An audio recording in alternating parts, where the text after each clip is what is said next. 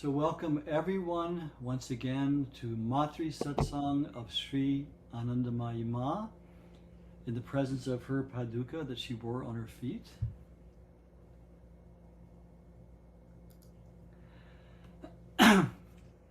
Gloria unfortunately is not feeling well today, so she can't join us. So it's always good to think about what we're going to do to make it a conscious effort. Anandamayi Ma, when asked who she was, which she frequently was asked by people, who are you? After experiencing her amazing deep presence, people would ask, who are you? And most usually she would respond with a very non-committal answer, such as, I'm only your little child. Or she would sometimes say, I am whatever you think I am, which in itself is a very mysterious and infinite answer. There were two times we know of historically. I'll tell you the third time too. 3 times we know historically where Ma gave a very straight answer. Just a minute, there's noise.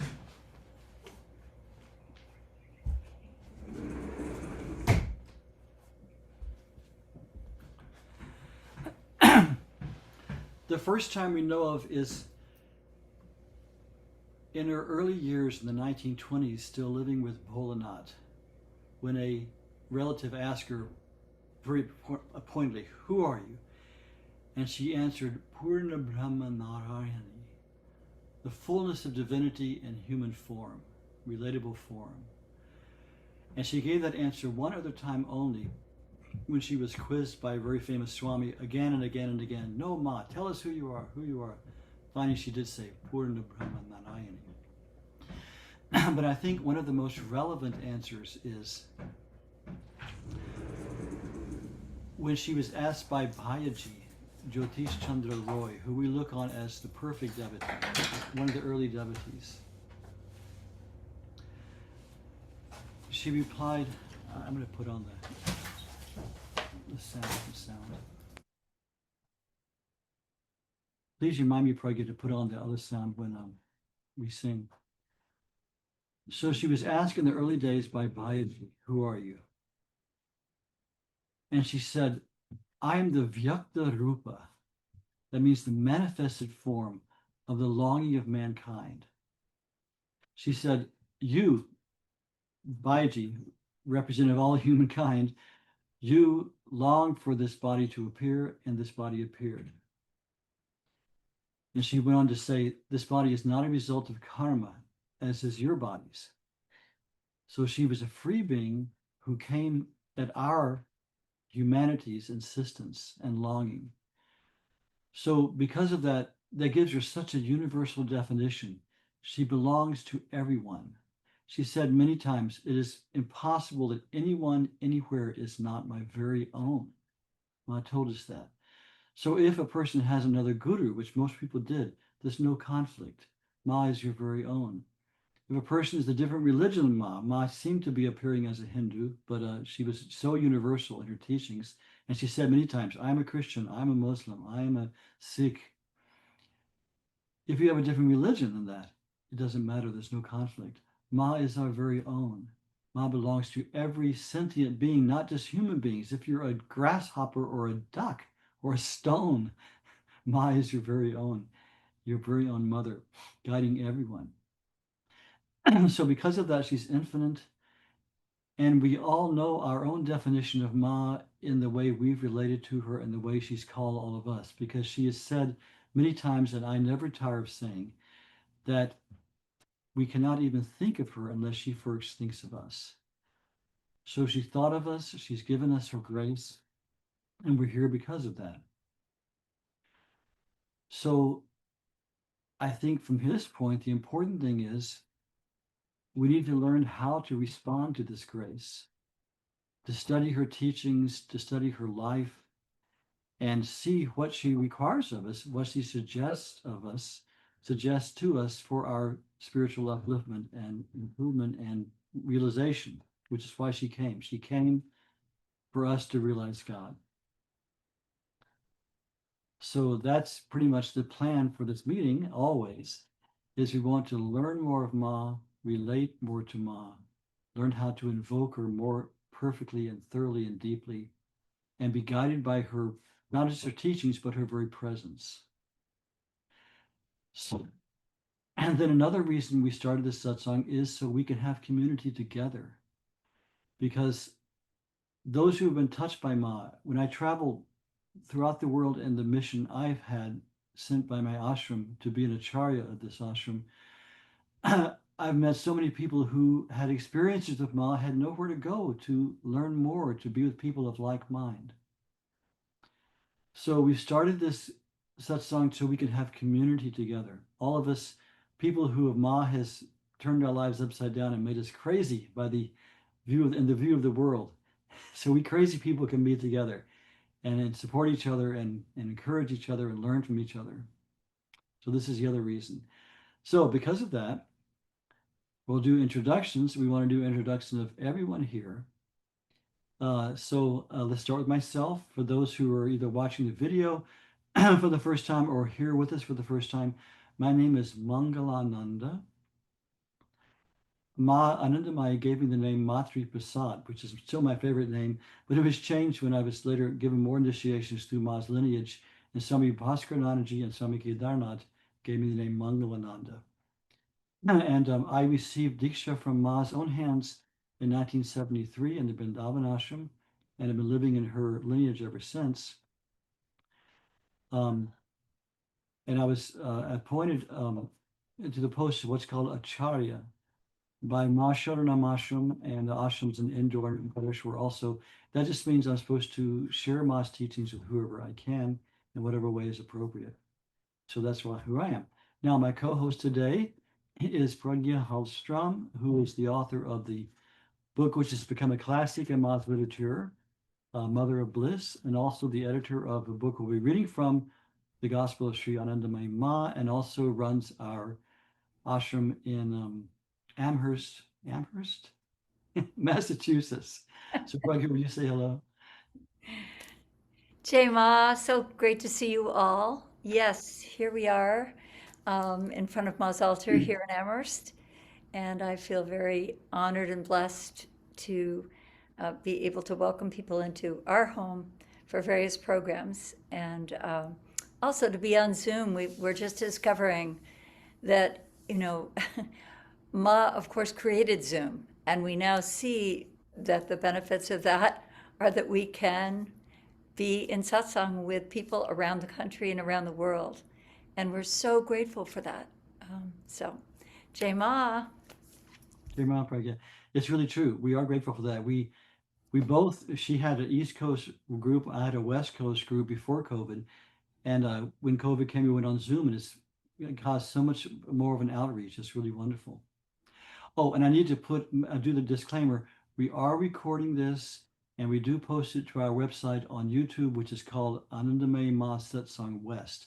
So if you participate, you will be recorded, and we have to legally tell you that. But we hope that won't dampen your enthusiasm to participate in today's satsang. Okay. So Pragya, why don't you explain how you're going to call on people?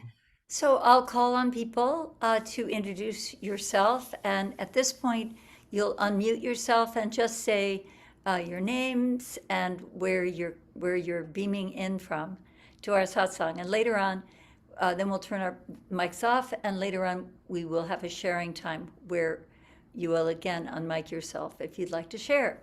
So let's And if you're begin. not real conversant with Zoom, if you look in the bottom left of your screen, there's a little icon where you can unmute and mute yourself. Okay. It says audio, yes. So let's start with David and Linda. Yes, we are David and Linda. We live in Williamsburg, Virginia, and we have been to Kankau to visit Ma's ashram, and we're grateful to be here. Jai Ma. Always good to see you both. And we are negotiating now. We're coming back to Yogaville, so we'll see you again in Virginia. Okay. Welcome. That's nice. Let's hear from Lonnie. Jai Ma, Lonnie from Murfreesboro, Tennessee. Welcome, Ma. Lonnie. Good to see you. So good to see you, Lonnie J. Ma. And let's welcome Greg. Hi, J Ma. My name is Greg, and I live in Rio Rancho, New Mexico. And always good to see you, Greg. Welcome. J. Ma, Greg. Kathleen. Kathleen from Northwest. I don't know what's wrong with my. No, Can you hear? we've You're got coming you, through no fine. problem. Coming through fine. Oh, okay. Kathleen from Northwestern New Jersey, J Ma. Welcome, Kathleen. Jai Ma. J. Ma. And Janet and your lovely group of people there. J Ma, we're here in Lake Worth. We just sound off. Janet. Ah, good to Robert. see you all. Say your name. And so good. Robert. Arpita and Robert are there also. Wonderful. Yeah. Yeah. Hi. And Vital and Shalini. Shalini. Welcome. Florida. Akas Swagat Hai. Yeah. Akas Swagat J Ma. There are some good things in Florida. Hai. All of you, yeah. J. Ma. हम एक परिवार हैं और माँ का स्वागत है इस दिल में. Jai Ma. So let's welcome Michael. Hi, everybody. Michael from Sebastopol. Glad to be here, Jai Ma. Good to see you, Michael. J. Ma. Michael Great painted a artist. beautiful picture of Ma. I don't know when you painted it, but you posted it this week, and I was. Yeah, it's right behind me here, Yes, but yes, you look at can't that. really see Oh, I it. can see. I can see. Yeah. You can see it on my Facebook page or on my website. And maybe later I can talk about the painting. Yeah, do it. When it That'd be comes to wonderful. sharing, Michael, we'd love to hear about it. That's the kind of things we'd love to hear about. Very good. Welcome, Jai Ma. Jai Ma. Chaitanya. I am Chaitanya from Bellingham, Washington. Jai Ma. Welcome, Chaitanya. Is this your first time to visit us? Second time. Second. Oh, very good. Good to see you, Jai Ma. J. Ma. And Steve. Blessings, everybody. I'm Steve. I'm up in Canada, just outside of Toronto. Jai Ma. Good to J. see Ma, you, Steve. And we acknowledge Canada as a separate country from America, and we honor it. Chris. Welcome, Chris. Thank you. I'm Chris from the foggy town of Arcata, California. Special joy gathering with all of you. Good to see you. It's our joy too. Believe me, it's our joy to be with all of Ma's children. It's a wonderful thing. And best wishes to Gloria. Thank you. And it's Gloria's birthday tomorrow. Happy birthday. Day. She's listening from a reclining position right now. Thank you, Chris. Nirmala. Hey, Ma.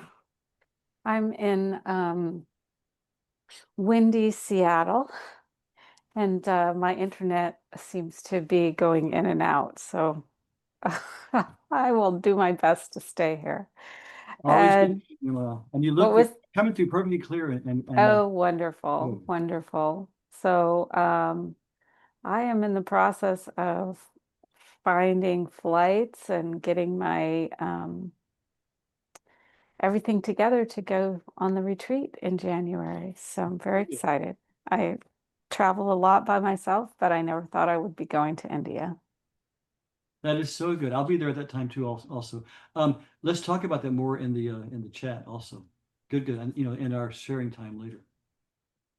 Jai Ma, welcome, Nirmala. Yanaba. Yana from Hawaii.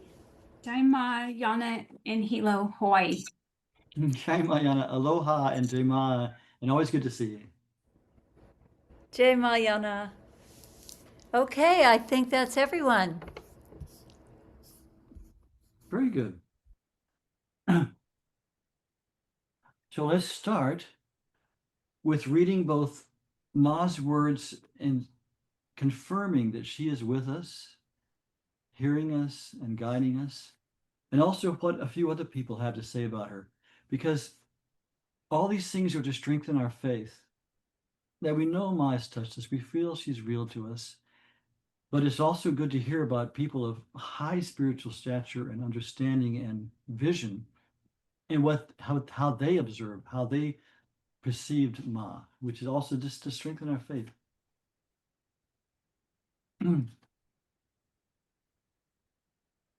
Just a few excerpts here that we always start with. Ma's own words, Ma speaking. I am ever with each one of you, wherever you happen to be. But your vision is tied down to worldly matters, and you have little time to direct your eyes to this body in your thoughts and actions. What can I do? But know it for certain that whatever you do in thought and deed, wherever you whatever you do in thought and deed, whether you are near or in distant lands, never escapes my loving attention. Just as at a flash of torchlight, your faces gleam forth in their bold outlines, all your facial expressions appear in my mind when you meditate on me or talk about me or sit down to pray to me. So Ma, at this moment, sees each one of us as we're thinking about her, sees our faces clearly in her divine infinite consciousness. Here's some more. Where this body, Ma usually referred to herself as Ye Sharir, this body, rather than I. She sometimes used I, but most often she said this body. For this body, the question of accepting or declining anyone does not arise. At all times and under all circumstances, in inspiration and in dryness, this body remains and ever will remain with everyone. Solely for you is indeed everything that this body says or does, its actions, movements, its going hither and thither. Whatever is done for your sake to this body at any time, it is you who cause it to happen.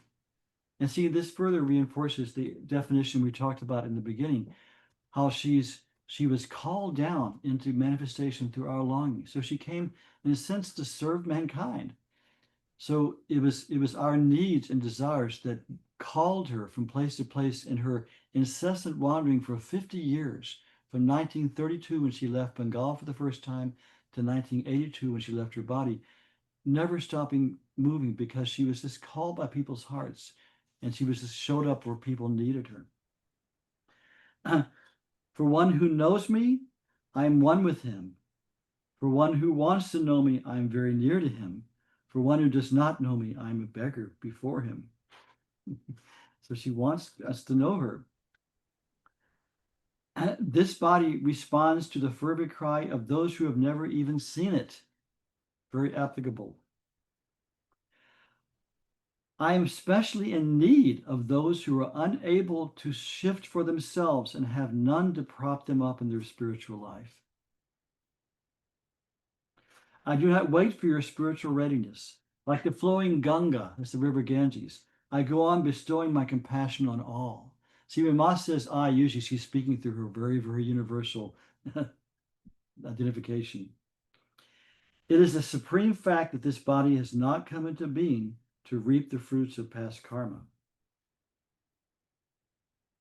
All who have come to this body have no fear of a fall. That's very profound. And this is one of my favorites. Anyone calling out to God from any land, in any language, and in any age, remember their cries reach this heart like the waves crashing onto the shore. So we can be assured that Ma hears us. And I want to read a couple more things about, I say, people's impressions of Ma, people who had real insight, their impression of Ma. Triveni Puriji, the eminent realized saint of Punjab, widely known as Kamna Baba, was asked by a devotee whether Ma was an avatar. Avatar means an incarnation of God. Triveni Puri Baba said, Avatar is a small thing. Ma is that, Tut, from where the avatars incarnate. Think about that one. He also said, as the rivers meet the ocean, but no variation of its level takes place, similarly, all the religions and bhavas are destined towards Ma, and under all circumstances, Ma remains always in the same state. As there is no limitation of the ocean, similarly, Ma cannot be bound within limits. These are words of people who have divine vision, you know. In Pondicherry, the mother, you remember Sri Aurobindo and the mother, great yogis who lived in Pondicherry, South India. Their writings are extensive. In Pondicherry, the mother once remarked to a visiting devotee, "There is a woman in North India who does not belong to time. She is vast and empty like the sky, yet full like the ocean. One day she will dissolve into that silence." That remark was later confirmed by Sri Dilip Kumar Roy, who was the Shishya of the mother in Sri Aurobindo. Dilip Kumar Roy was a great musician and saint in his own right, and he was also loved Ma and came to Ma very, very often. Okay, here's the words of Sitaram Das Omkarnath, who was an incredibly wonderful saint. I've had some contact with his lineage. He had an ashram right near ours in India, who was also just a divine being, really amazing person. He was always in samadhi. He had still to this day, he has something like 35 ashrams in India. He passed away the same year as Ma. Here's what he said: "Ma is not far from you. She ever resides in the innermost recess of your heart. Ma is the eye of your eye, the ear of your ear, the word of your words, and the life of your life. Ma envelops this entire universe and exists inside and outside every animate and inanimate object. In her nirguna state, that's beyond qualities, she is your father. In her saguna state, with qualities, she is your mother. You are the darling of that mother. Then why are you crying?" That's sweet. A couple more. I'm kind of getting into this. Okay, a quick scene from Bitika Mukherjee, who was one of Ma's main biographers. Pragya and I have both had the great honor of meeting her. She says, "An unusual scene of departure at the Howrah railway station," that's in Kolkata. "Sri Ma is sitting at the window of her compartment while the throng of devotees are milling around in front of the platform. Sri Ma was smilingly conversing with those close at hand and looking graciously at those who were at the fringe of the crowd. An emotional scene for many. One lady, shedding tears, called out, 'Ma, tell us at least that you belong to us.' The train started in motion. Ma called out, 'I belong to everyone.' The lady was probably disappointed, not realizing that she had evoked an answer which was startling in its self-revelation import. The great yogi Sri Balananda Brahmachari once told Akhandananda Swami, quote, 'The company of Ma you have kept, never leave it. Ma is not a sadhika,' that's one who practices disciplines. 'She is nitya siddha, eternally perfect. She is born for some work, and she will leave us as soon as that work is completed. She doesn't have to do any kind of sadhana bhajan, the spiritual practice.'" So these are just inspiring words that we can realize Ma is capable of being the perfect guide, inspirer, and savior, eternally with us through her infinite consciousness. So we should trust in her. And we're going to have different readings and things and relate to Ma through our intellect. But let's start with opening our hearts to her and singing what we always do, Om Ma Sharanam. Sharanam means a place of refuge, a place of peace, a place of stability. So we're looking at Ma and saying, Ma, you are our refuge, you are our strength. Acharya-ji, now you have to change your... Thank you very much for reminding me. Rainer's not here today. She's my normal external memory. Okay, I think we got it now. That's coming through okay? Okay. Om Ma Sharanam. Om Ma Sharanam. Om Ma Sharanam. Om Ma Sharanam. Om Ma Sharanam. Om Ma Sharanam. Om Ma Sharanam. Om Ma Sharanam.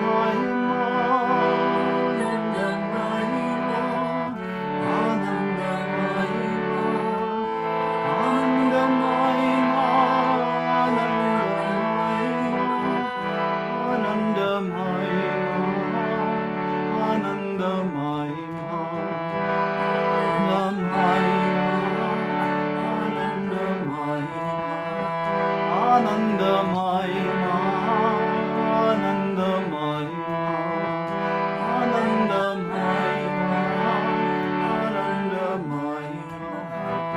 Om Ma Sharanam, Om Ma Sharanam, Om Ma Sharanam, Om Ma Sharanam, Om Ma Sharanam, Om Ma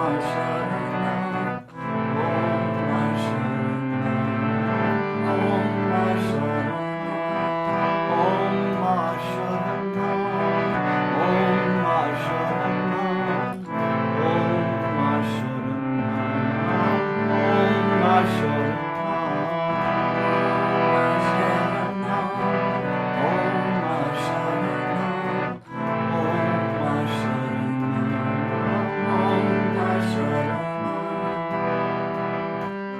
Om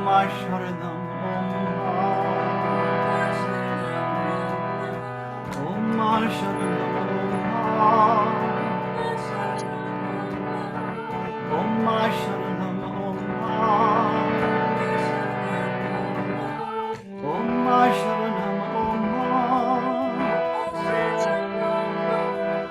Om Ma Sharanam, Om Ma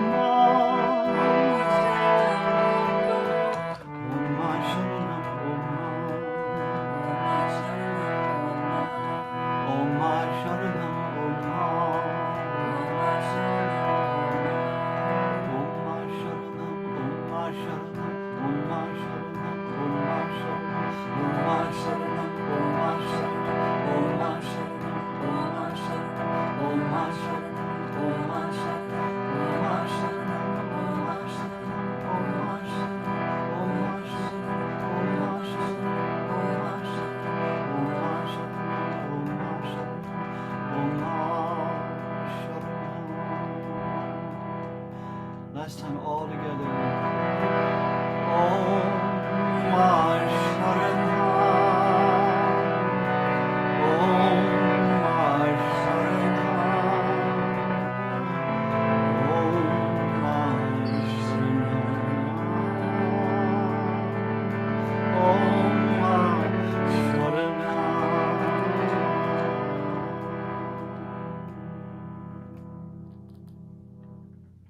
Ma. So let's just sit and feel Ma's presence with us at this time.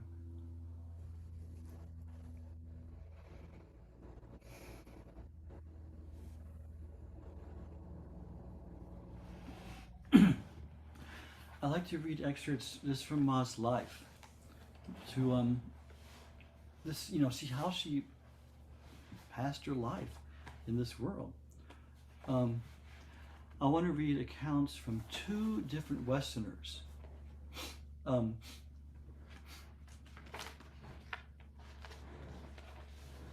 is this? Okay, the first is someone several of us here know. Swami Vijayananda, who is a French physician, a doctor, who came to India in the 50s and looking for a guru, and he'd wandered all over India looking for a guru and didn't find anyone who met his qualifications. And then I think it was like the night before he was supposed to leave, he came for darshan from Ma and never left India again. He canceled his ticket, changed his life around, stayed in India, and eventually took sannyas, did a decades of intense sadhana. He lived in the Almora ashram way up in the Himalayas. The first couple of years he traveled with Ma. And we knew him was very old. He was in his 90s. And he was very lovable and a wonderful child of Ma. He just passed away, I think, in 2010. I was in India when he passed away. This is Swami Vijayananda speaking about Ma. During the second half of the 3 years that I had spent traveling with Ma, I could bear to remain without her for short intervals only, but never, as far as I remember, had I been without Mother's darshan for more than a month. When I came to Almora for the birthday celebrations, the yearning for Ma's physical presence had come again, even stronger than before. I think if I can insert here, when we were with Ma, it's true, it became like this beautiful, loving addiction. Just because to be with her was so uplifting, and you felt so complete and so alive in her presence. That's true. Even people who had traveled with her for 50 years, they just still couldn't long to be separate from her, physically. Eventually she had to leave so we could learn to find her within. But there was this wonderful addiction that we had to being with Ma. Back to Swami Vijayananda. The infinite love of the Guru is quite different from what we usually call love. Real love knows no weakness. It may even appear hard and merciless on occasions. This grown-up child was clinging to the toys of the body, and Ma most probably knew the time had come for him to shake off the habits of the infant. He's speaking of himself in third person. Ma's skill in seizing the psychological moment is well known. At such a moment, I was made to promise by her to remain in the Almora ashram for 1 entire year without traveling anywhere. 1 whole year without seeing Ma, it seemed like an eternity to me. Previously, even after 15 days of separation, I would count the days and wait for Ma's return, like the well-known chatak bird who waits for the rain. Only too soon, the inevitable day of Ma's departure from Almora came. I was standing by the roadside, looking at Ma's car that was ready to start. It was beyond my imagination that Mother, knowing my state of mind, could leave me behind for such a long period of time. Before starting, she called me, gave me her blessing, and uttered a few kind and soothing words. The car began to speed down to Katodgam. I followed it with my eyes until it vanished out of sight. All kinds of childish ideas flashed through my mind. I thought that Ma was just testing me and would soon come back and send someone a message for me to join her. But the time passed and nobody came. My mind was overcast by sadness, as the sky by dark clouds. Of course, I was not compelled to stay on, but then I had given my word, and moreover, my mind having matured in the meantime, I understood it was necessary for me to practice sadhana and live a secluded life. With eyes veiled with tears, I was gazing at the gorgeous range of mountain peaks in the direction of Kasur Devi. This is in Almora in the Himalayan foothills. All of a sudden, something extraordinary happened. My whole being was flooded with joy. Ma was there, here present before me, yet not in her physical form. But how to describe what cannot be put into words? There was not form, yet I could clearly see her long black hair floating along the mountain ridges. There was not a face, although I could distinctly perceive her divinely sweet smile, filling my mind with inexpressible joy and peace. Glued to the spot, I stood like a small child, gazing in awe and wonder at her majestic features. She was outside and also inside of me. Verily, she was my life force, my prana having taken shape. Yea, nay, she was the prana of my prana, the life of my life. No sound could be heard, but in the depths of my heart I understood the meaning of her silence. It was telling me, why do you lament, O foolish one? I have not gone far away from you, ever present in your heart. I am your real self. The experience lasted only a few minutes, but it sufficed to disperse the clouds of my misery, to chase away the heavy mists that had obscured my understanding. Not only in times of distress is Mother present, she is ever watchful. Isn't that beautiful? So see, he was too dependent on her external presence, so she showed him right then that she's with us all the time. So it's really true. This is very applicable to us that no longer have her physical presence. And next, something very dear to me. I want to read from the diary of my dear friend and spiritual mother, Shraddha Davenport. From her book, she wrote a beautiful book called In Her Perfect Love. And it's just about her and her husband was named Satya. Her and her husband's, I think, 12 visits to India to be with Ma. Shraddha and Satya, Ma gave them those names, Shraddha and Satya, which means faith and truth.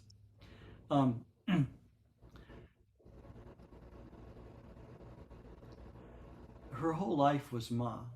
They were a little bit advanced in age, and what happened is she had a dream about this beautiful lady. She had a very intense, vivid kind of astral dream, where she was in India and she'd never been to India. She was just sitting there, and this convertible car drove up, and there was a lady sitting in it, and she looked at her, and the lady looked in her eyes. This beautiful lady with black hair and white clothes, and when she looked in her eyes, she saw the whole universe. This incredible experience happened to her. And then the lady drove off, and she didn't know who it was. And she spent, I think, a couple of years looking at pictures and photos. Finally, she saw a photo of Anandamayi Ma and realized, that's my lady. So fortunately, at this time, this was, I think, 1970, maybe 1969. Ma was still in her body, so she came to India.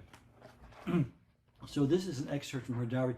Her book, In Her Perfect Love, can be downloaded from Christopher Pegler's website, Anandamayi.org. The whole book can be downloaded. It's very beautiful. So here's Shraddha's. Okay, and Shraddha, I'll tell you that later. So this is after she first arrived for the first time to see Ma with her husband Satya. Soon we were standing on the porch in front of the shutters.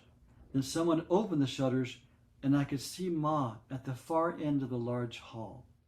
We moved inside, where we knelt, gazing at her as the haunting bhajan He Pita was sung by Brahmachari Vibhuda. We were taken along the side porch to doors that were just across from where Ma sat. There we had a much better view of her.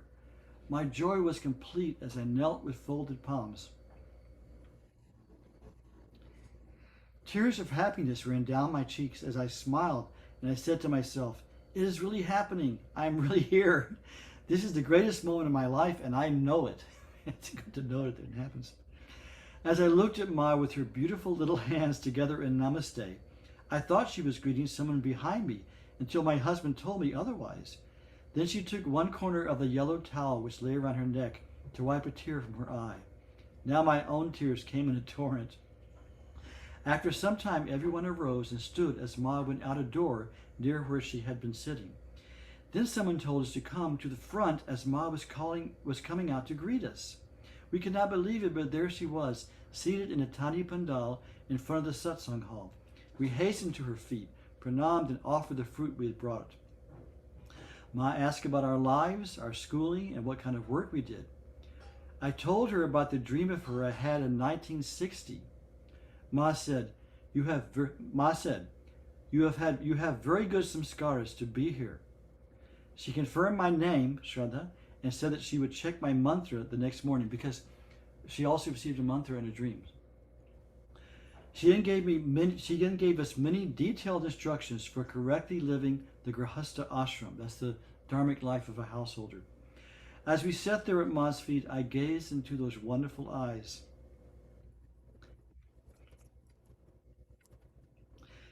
Excuse me. The eyes of the beautiful lady in my dream. It's hard not to think about what it's like to look into Ma's eyes.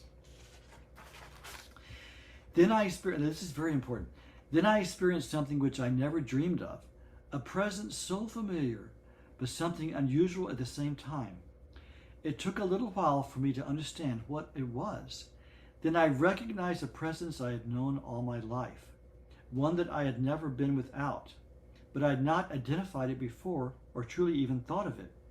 It was my very own self.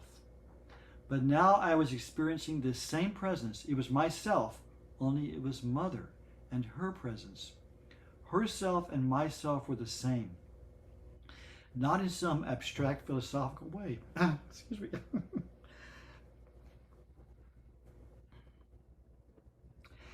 Not in some abstract philosophical way, not just alike, but one and the same.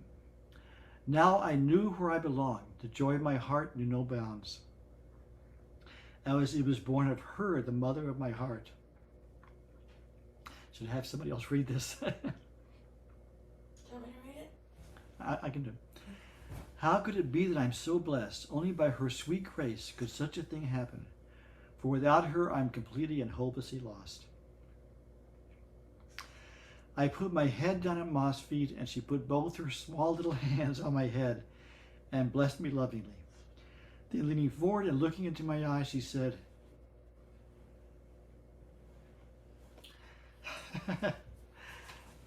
let's see.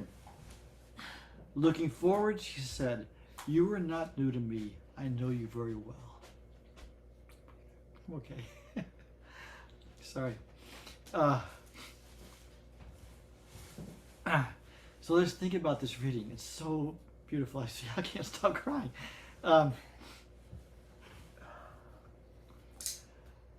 This is something, a phenomena, and I've checked with so many other devotees about their first darshan of Ma, and many after for the darshans.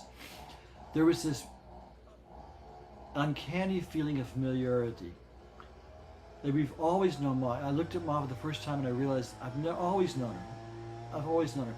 But Shraddha had this amazing thing. She said, she realized it was a presence she'd known on her all her life because it was her very own self. This is extremely profound, extremely important in relating to Ma. Ma often said, "I am not separate from you, I am your own self." So Ma is literally a manifestation of our own true unveiled consciousness, that which we really are inside, but we see her sitting in front of us. So in that way also, Ma said, it's impossible that anyone anywhere is not my very own, because she's there for us, because she's literally our own self. That's why she's so unique a manifestation. So beautiful. She says, "You're not new to me. I know you very well." And Ma knows all of us very well.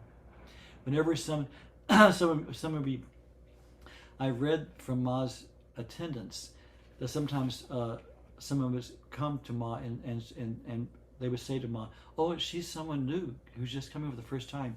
And Ma would smile and say, "No one is new to me. Everyone is very familiar." So we were very familiar to Ma.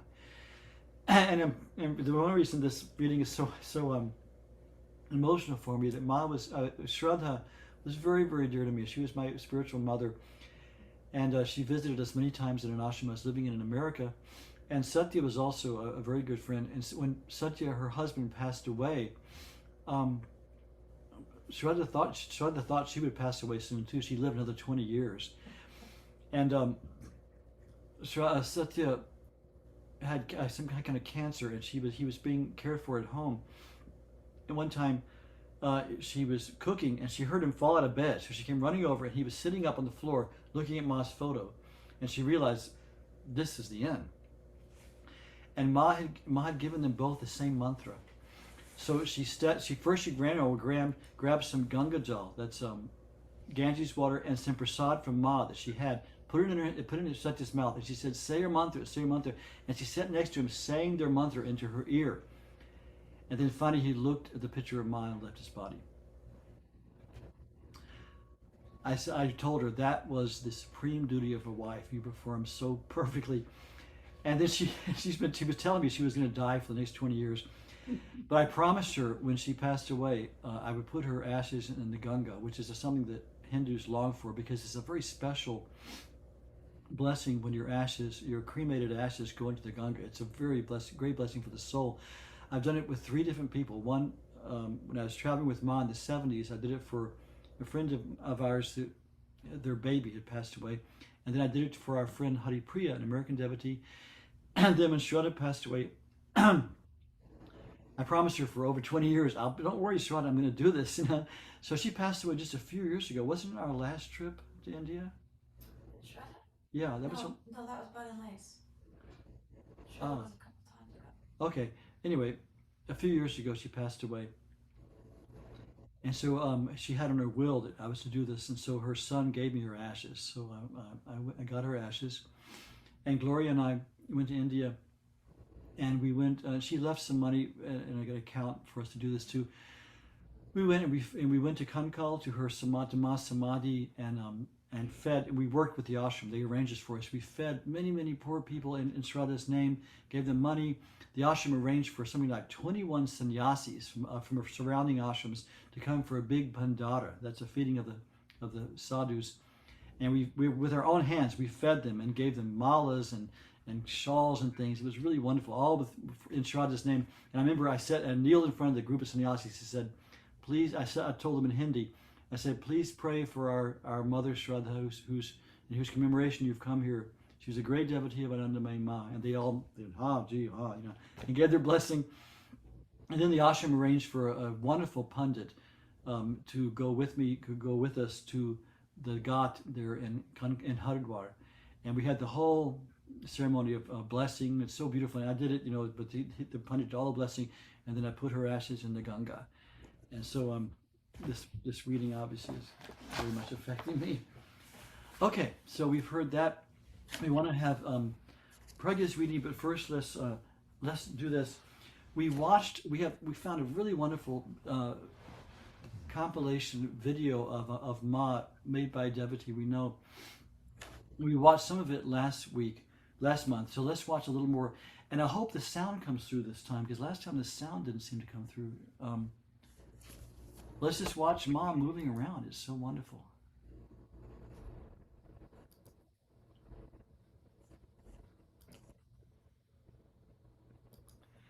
And Pragya, tell me if you're hearing the sound. Good. Yes. Because these are devotees of Ma. These are brahmacharis I'm of hearing Ma it. singing, and then later Ma singing.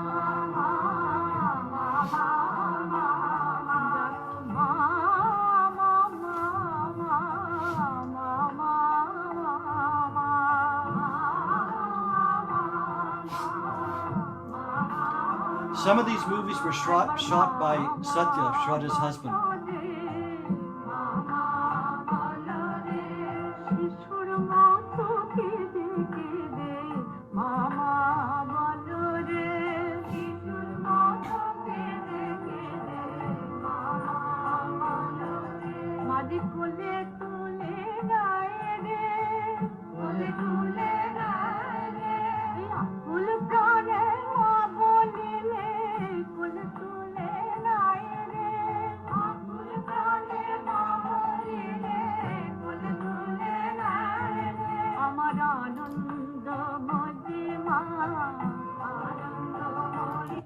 The lady to the left we just saw in orange with short hair is Ma's mother, Swami Muktanandagiri, Didi Ma, who is a huge part of Ma's Lila.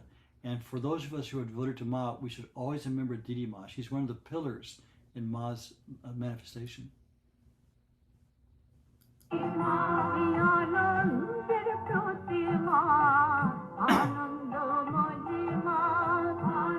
There's Didi Ma, right there.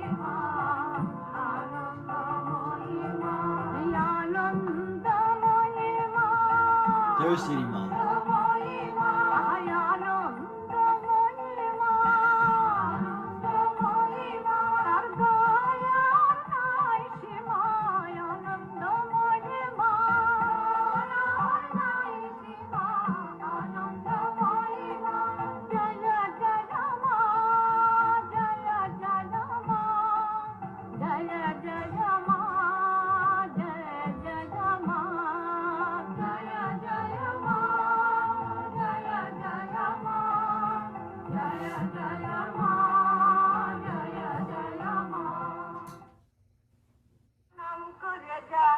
This is Ma singing.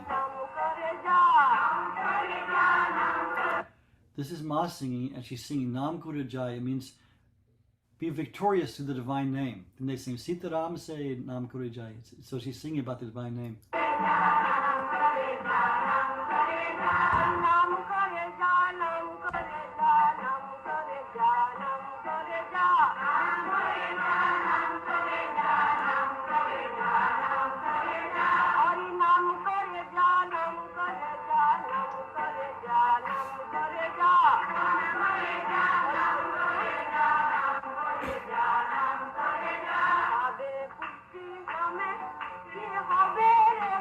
Nam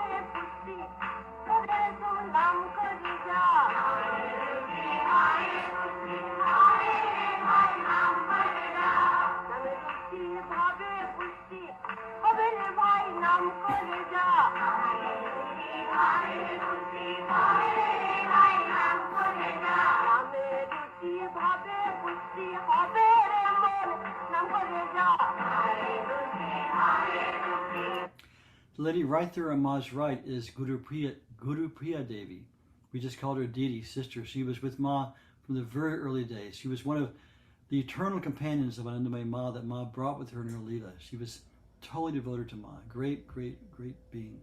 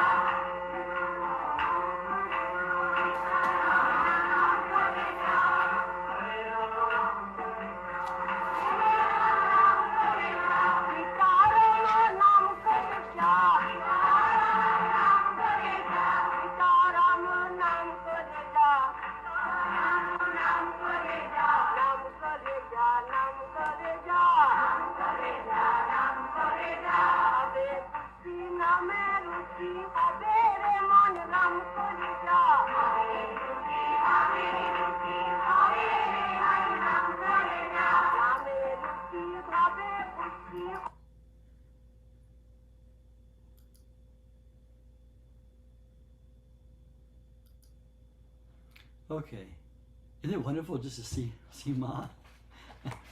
Okay, we want to go on to the next reading, but I want to just throw in one little excerpt of Ma's sayings, which I think is kind of the bottom line of Ma's teachings. The most amazing thing. Someone says, someone asks Ma, I have come with the hope that I get some instructions from Ma. And Ma replies, Baba, can this little girl say anything? She can only reiterate the same thing. Keep to one utterance to attain that one. What is needed is to be single-minded. And then the person says, but a bird repeats the same thing, but it doesn't see him. And this is important. Ma says, man can see him by repeating the same thing. When he attends to appear, he makes a person repeat the same thing, that is, do the same work. Think about that for a minute. When God decides a person has become ripe enough to start self-realization process, God makes that person repeat the same thing. So we've all been made to repeat this by God. Ma continues, there is no need to bother about what I have and have not. It is our job to hold on to the one, to be directed to one aim, with one name, one meditation, one contemplation. We must make our faith firm. By performing action, desire cannot be brought to an end. Even more desires spring up, one by one, till they proliferate ad infinitum. If we stay with only one single desire, that of attaining God, all other desires become extinct. If we take no heed of the branches of a tree, but go on watering its root day in and day out, it is found that the tree has shed all its old leaves and put forth new ones. In the same way, if a person simply goes on repeating the name, unmindful of any other things, they are freed from the previously acquired tendencies and attain a new life. That, I think, is the essence of Ma's teachings. So, Pragya, can we have your reading, please? And maybe give a brief account of your book and how it came into being? Sure, Jai Ma. So we'll be reading from the second volume of the Gospel according to Sri Anandamayi Ma today. And this book and the first volume are a collection of 48 tapes that were made during the last 20 years of Ma's life. So as she was speaking, whether at a big gathering like the Sanyam Saptaha, or whether just informally at someone's house, there was a little tape recorder there and someone was gathering these tapes. And so what I love about them is they are so representative of how Ma is directing the perfect teaching to all the different people who are asking her questions. So this is tapes number 47 and 47A from Ahmedabad in March 1975. So Ma left her body in 82, so towards the end of her life. Part A. Questioner, I am unable to concentrate. What should I do? Shri Ma, you should do pujas, do japa, do anushtana. That's the resolution to perform japa for a certain amount of time. Do you have a guru? Ask him how to concentrate and what to do to succeed in concentration. Questioner, Ma, what is the difference between dharana, concentration, and dhyana, meditation? Shri Ma, you can concentrate upon anything, but dhyana, meditation, occurs only when you concentrate on God. Questioner, Ma, do you know something about Sangeet, music? Some say that it was brought to the world by Narada, it's an ancient sage, and others say it was taught to someone by Shiva. Shri Ma, whatever you have heard about Sangeet is correct. The people who obtained it have explained the way it was received. That is all. Is there anything more you want to know from this body? What else does she not know? And everybody laughs at Ma. You know a lot of things, says the questioner. Shri Ma, this is a small child. Questioner, I want to have the nectar from your mouth. Shri Ma, nectar? Where is the nectar? Nectar is raining from God all the time. Keep your vessel upright and it will fill up. If you keep it upside down, the nectar will flow over and away. You want to know about Sangeet, music. Sam plus Geet is Swayam plus Geet. It is he who is the song. What is the Geet? What is the song? The combination of Shabda, words, Akshara, sacred syllables, Chandabandha, meter, Rag, tune, and Tal, rhythm. He is Mula Sangita, the root of music. So God is the root of music. He is the Mula, origin or root. Until that origin of Sangeet is manifested, no one can enjoy this Sangita. He is Akshara, indestructible, the sacred syllables. He is Shabda Brahman, God as sound. He is like water. He is Nirakara, the formless. The formless water adopts the form and the shape of the vessel into which it is poured. When it reaches a particular state, it changes into ice. Nirakara, formlessness, at a particular state is seen as Sakara, with form, and Saguna, with attributes. He himself is present in all of these different forms. Sakara means sa plus kara, or kriya, sa plus action. When that Nirakara, the formless God, comes into action, he becomes Sakara, God with form. He himself becomes action. Then where is this Shabda, this sound, coming from? Who is pronouncing it? What is the cause of this vibration? There is action in the vibration. Until one tries to reach the origin of this action, this vibration, one cannot understand the meaning of Sangita. Do you understand this? This universe is Chanda Bandha, poetry. It is based in meters like a poem. This binding is eternal. It is ever new. For example, when the waves in the calm ocean rise up, what do? They sing and dance. Similarly, the waves in the breeze, or light, or electricity, all of these are only his Sangita, his song, being manifested. Who is binding them? Akshara, space. Akasha, space. What is Akasha then? It is Chandabandha, poetry. All of these Yagya, the sacrificial fire, yoga, japa, mantrocharana, mantras pronounced in music, puja, worship, song, and dance are meant to manifest that origin of Sangita, that God. They are meant to manifest the eternal vibration, action, and music going on in this universe. When we continue doing them, all of these are manifested. Even mantras are pronounced in various ways. If that origin from which all these shabda words are produced is contacted, one will have Atma Darshan, the vision of his own self, and Atma Stiti, staying within the self. What is the meaning of becoming yukta, one with God? It means to manifest one's own self. That is why it is said that if someone attempts to attain God, one is also going to manifest one's own self.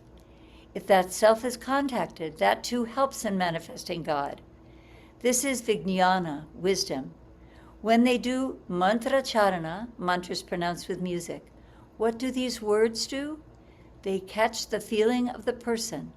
When a musician is absorbed in the melody or a devotee is absorbed in the utterance of mantras, it is the bhav, the devotional feeling, that captivates him. That bhav is attained through the shabdas, the sounds and words. So the words are only the means to create bhava in a person. But then what is bhava? It is nothing but the self manifested in those mantras, songs, poetry, and sacred letters.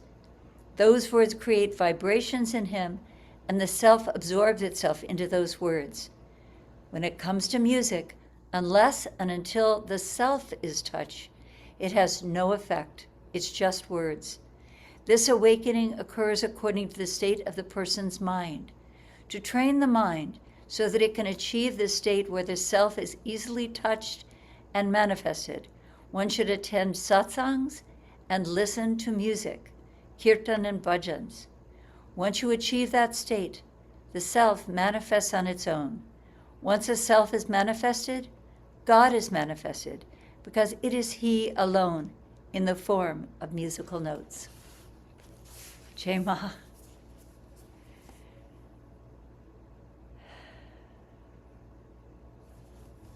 Wow. Okay. I I'm know. blown away by that reading. Wow. There's so much. Tell us your thoughts on this. I mean, there's so much Well, content that I can't even. I mean, I'll tell you the truth. I was in Providence this weekend, and we drove home through a lot of traffic, and we got home just in time to get on this call, and I opened up to this chapter. So for some reason, this Ma wanted us to read this today.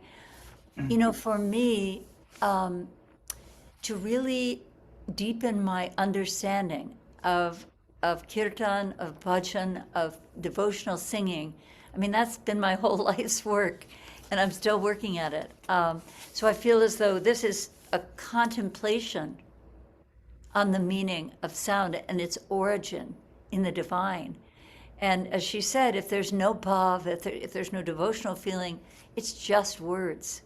So, I mean, truthfully, I think this is something to be read over and over, especially by those of us who are singing kirtan. Can you put the page number in the text of Sure. Volume 2 where you can Yeah, read it it's 1,000 times?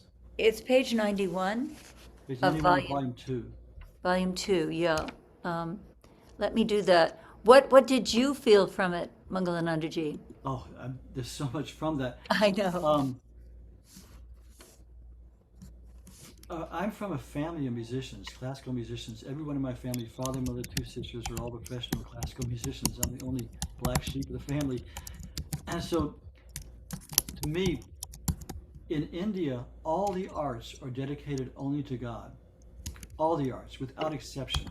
When they sing the music, I mean, now you have Bollywood and you have silly things about, I'm in love with so-and-so. But traditionally and classically, any music is written about God. Any dance is written about divine things. It's dedicated only to God. The musicians are very trained, very dedicated people with a lot of discipline, very self-disciplined people. Of course, any real musician has to be self-disciplined.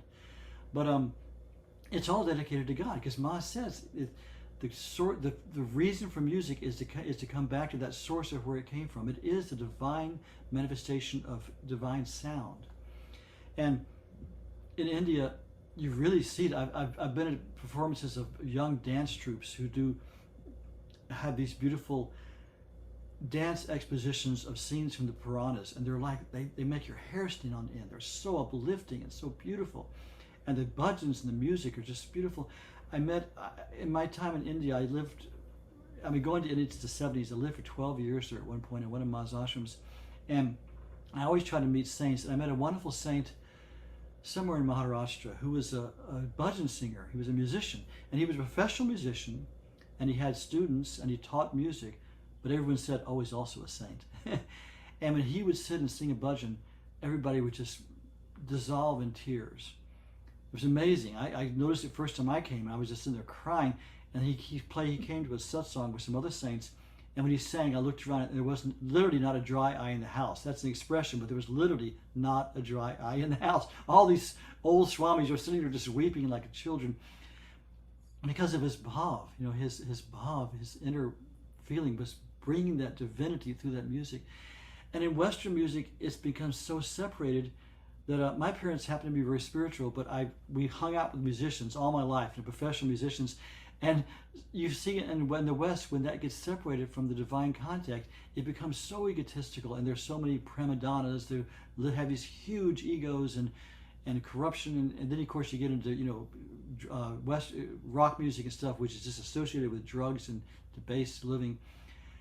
But when it's joined, like in India, to divinity, it's an amazing thing. And the real classical musicians and composers in the West, like you think of Mozart and Bach and these people, when you hear their music, it's uplifting. That even though it's not specifically talking about God, it's uplifting. And the great composers wrote about things. You have Handel writing the Messiah and things like this. So the great works that have endured have been connected with divinity.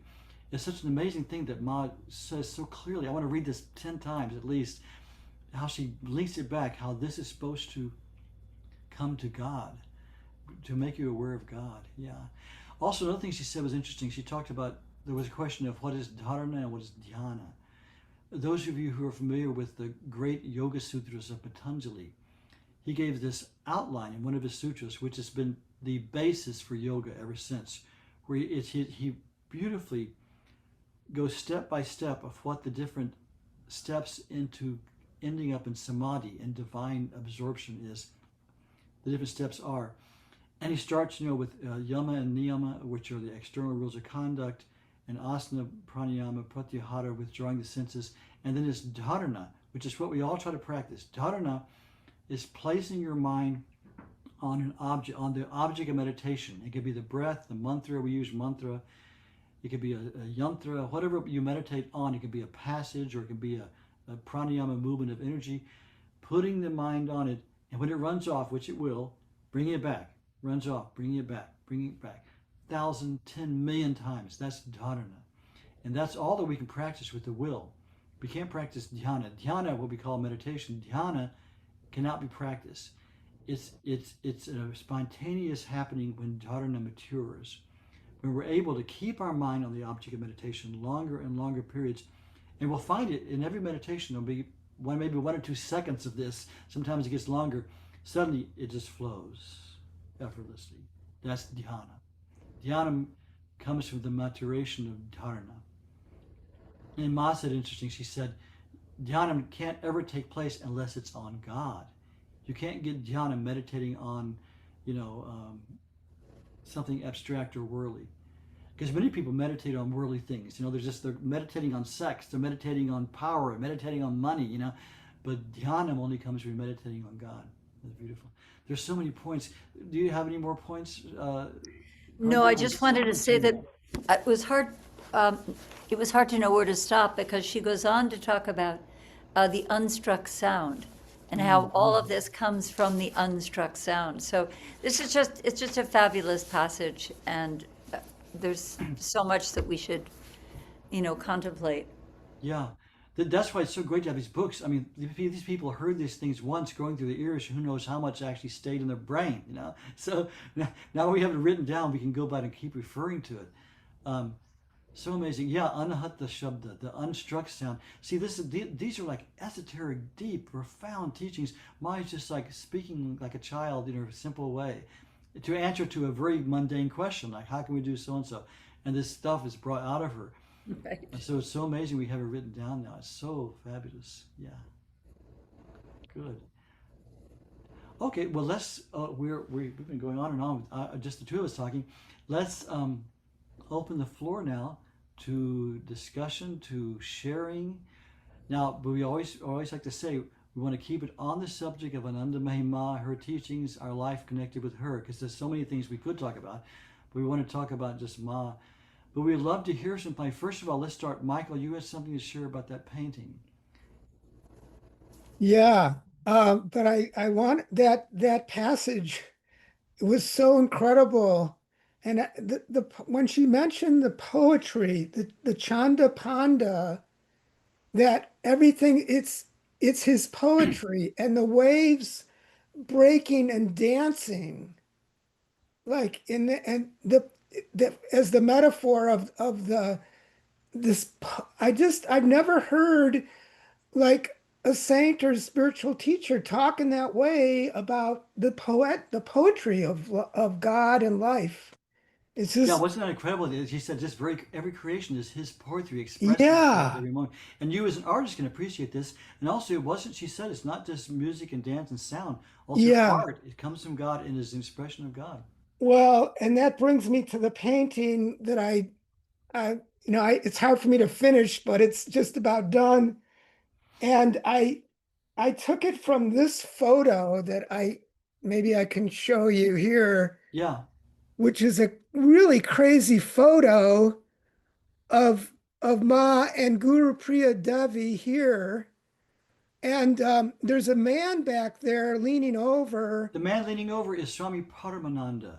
Oh, really? He was Ma's main Swami for he passed away before Ma. A wonderful saint. I mean, an incredible saint. He was realized before he even came to Ma. He and Didi, those are two eternal companions of Ma that Ma brought with her for her incarnation. That's what we all the devotees believe. Swami Paramananda was this amazing, wonderful saint. Yeah. So, he reminded me of Durendra, whose book I read. I can't think of his last name, what's it called? Divine Compassion? Oh You yeah, know? yeah. So he reminded me of him, and then I put some other kids back in here, and somehow I was doing it, an ocean came back there and these palm trees. I transported the whole thing to the ocean, and I kept, the prasad there, and this. What is this? I'm like, what is this? Well, if you look at this photo online, it's a dog's face. It's really shocking. You can't make it out here. Anyways, so here's the painting, but like I said, you could see it better on Facebook or my website, and I couldn't get her likeness. I tried and tried. I must have painted her face, Ma's face, 50 to 100 times. And I kept looking at all the different pictures of her. And, I made her younger, and then I made Guru Priya Devi younger. And I just, I had, I was like, what's going on here? You're Like, not I alone in can't, that's been the puzzle, the nemesis of many artists through the years who tried to paint a portrait of Ma. I've seen very few portraits I really seem to resemble her because Ma's face was, first of all, it's divine, and also it changed. I know there were times we would talk about it as devotees sitting in front of Ma. You could be looking up at her face, and as you watched, it would change. It would be sometimes it would be old, then it would be young, then it would be old, then it would. She was always changing. So she did in one level. She didn't keep one form. It was always moving with what needed to be done. So artists have always had trouble depicting that. that's how it felt, but I was, the artists who did the murals at the Samadhi Shrine, which are amazing, he captured her in all of those, but I couldn't do it. I gave up. but I felt like at least I got enough of her essence that I was okay. And same with Guru Priya Devi. And it was such a strange sadhana making this painting. And I love doing the devotional artwork. So I will do more of these because I really enjoy doing the devotional paintings. That's beautiful, and it's a sadhana in itself. You're concentrating on Ma's face, trying to pick that's divinity right there. Yeah, yeah, this painting is an offering uh, to her and to all of you, especially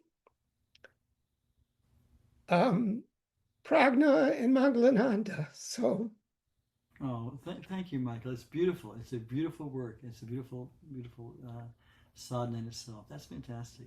Wow, beautiful. thank you. I felt so moved, Michael, when I saw it on Facebook. So thank you so much.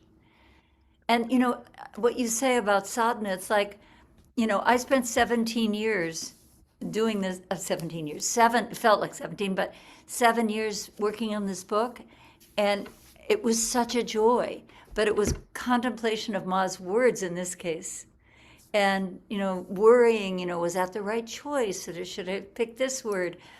But what a blessing to have this kind of sadhana, and you have this gift so that you can paint her image. I'm so happy. Jai Oh, Ma. thank you.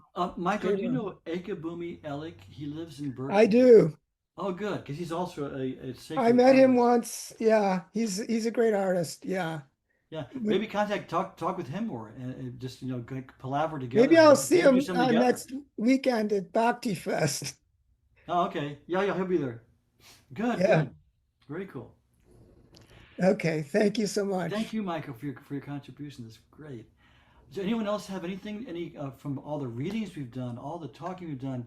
Anybody have any questions or here? Yeah, I see in the upper. I can't see. Lonnie's hand is Lonnie. raised.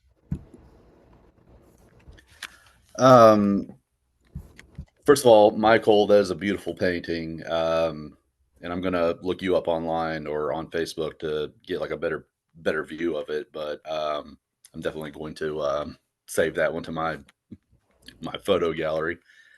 I just want to say it's kind of funny that the subject of music came up because I was just kind of thinking about this today, actually, where um even like regular like Western music, like you said, and to some extent even rock music can be like kind of inspirational, kind of spiritual in a way because like maybe just like one, I mean, like you take like a rock song for example, the whole song might be whatever, but one verse of that song might, like if you take it just as it is, it can be like inspirational and kind of transcendent in meaning. And even like where I work, I have to listen to a bunch of cheesy love songs, and some of those songs, y- some guy's pouring his heart out about the woman he loves, and it's like if you apply that, if you apply what he's saying to God, to Ma, to uh, infinite divinity, then it takes on a whole new meaning, and um, it becomes less of a cheesy love song and something spiritual. So it's like there's like this, like the mundane and the surface level ideas, but then there's that spiritual undercurrent somewhere underneath, or something like that. So, um, No, it's very true, Lonnie. It's very true. Um, I once heard at a kirtan someone sang James Taylor and Carole King's song "You've Got a Friend" with it was God speaking, And it was really moving. Of course, I love that song anyway. But it's really moving. We have, Gloria and I have a friend in India, an American Swami named Swami Bodhicitananda. Some of you may know him. He's lived in India for like 30 years. And he says that the first spiritual experience he had back in the 60s was listening to the Grateful Dead. So he's a total deadhead, and every day when he's doing his asanas, he plays the Grateful Dead. And whenever we drove with him in a car, he's playing the Grateful Dead because it's for him. It's spiritual, you know. So it's true. Music is inspiring, and it can be spiritual, kind of sometimes in spite of itself. It can be spiritual. So it's very true. Thank you, Thank Lonnie. you, And we Lonnie. have two more people with hands up. Let's start with Nirmala.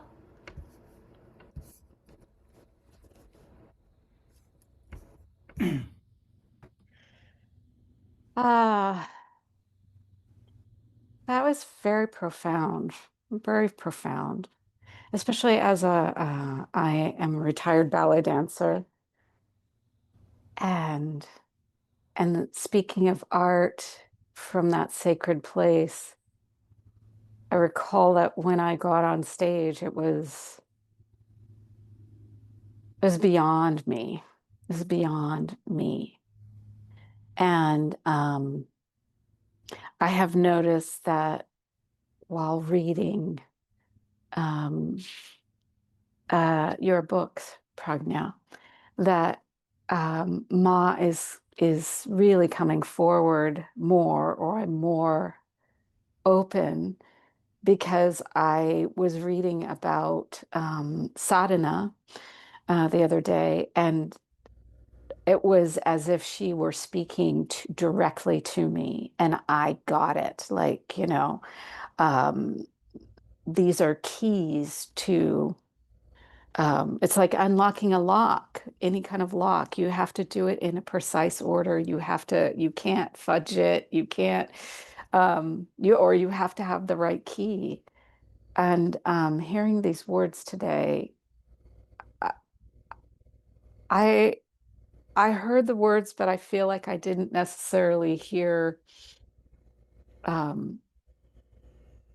exactly what she was saying, but I was looking out at the blue sky and the wind, and I was thinking, you know, everything is created. I got it. I got more of everything is created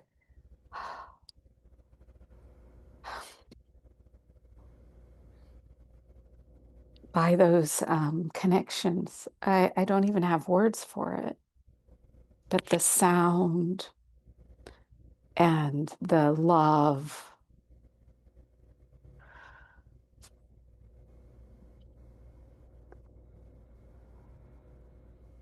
I don't have words.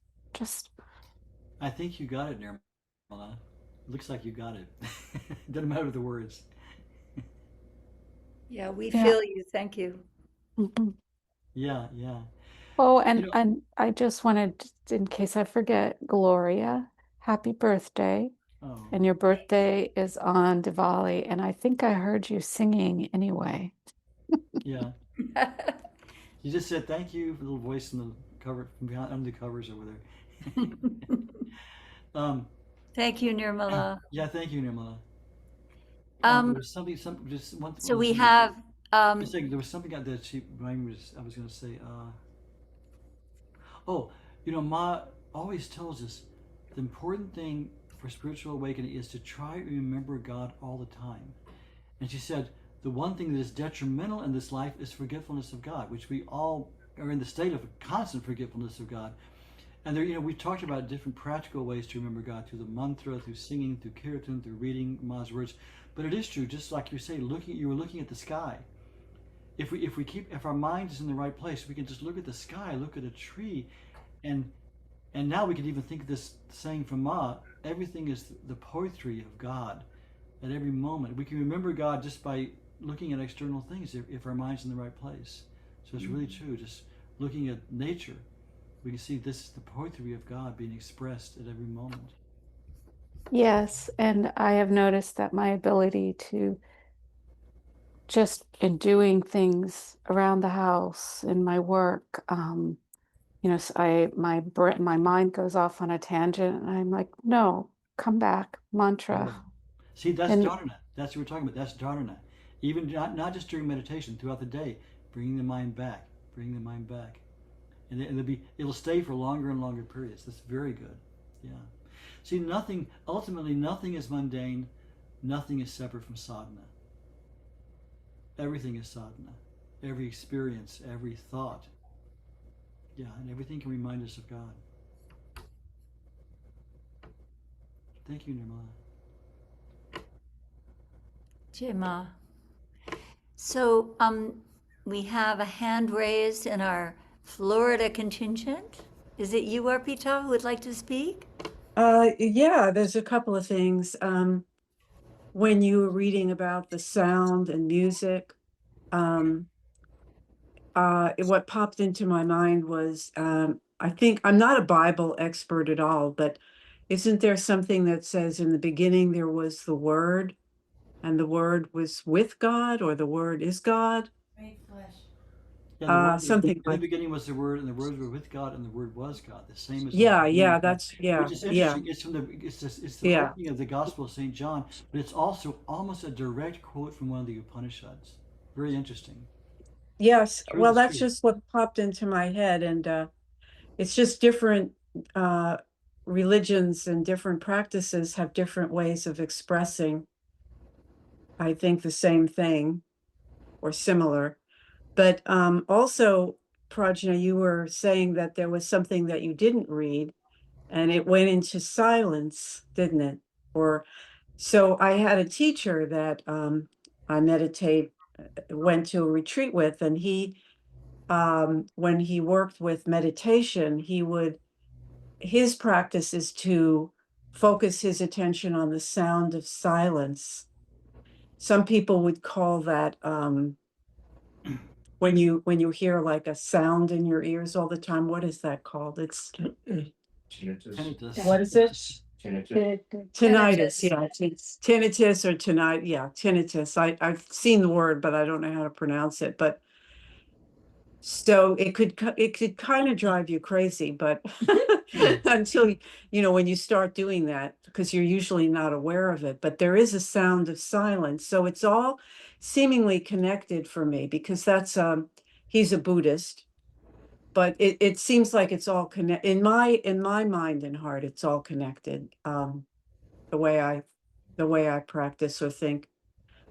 But it's basically sound and the word and silence, and it's all connected.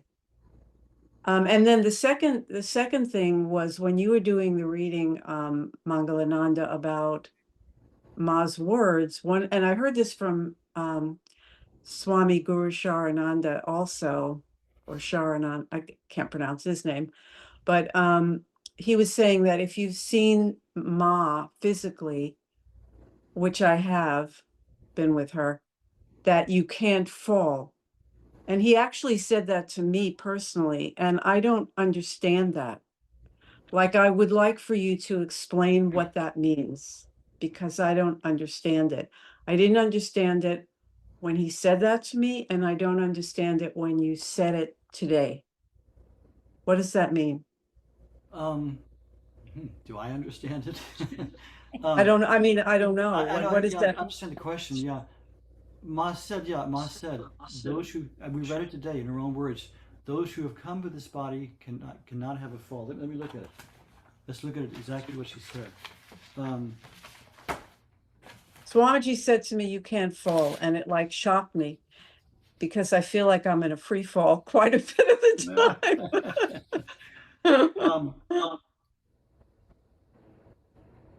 Where is it?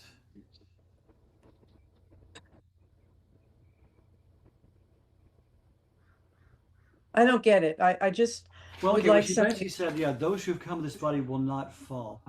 Well, let's think about that together. I mean, I don't have all the answers for God. I don't understand, Ma. Well, maybe you have more insight in it than I do. Yeah, well, let's think about it together. What is a fall, and why is it we can't fall if Ma's with us? I think just what comes to mind in my mind and heart, a fall would be abandoning the spiritual life, or just falling to a lower level. I mean, in sadhana, we're trying to gradually ascend vibrationally to higher and more subtle forms of experiencing reality and experiencing ourselves.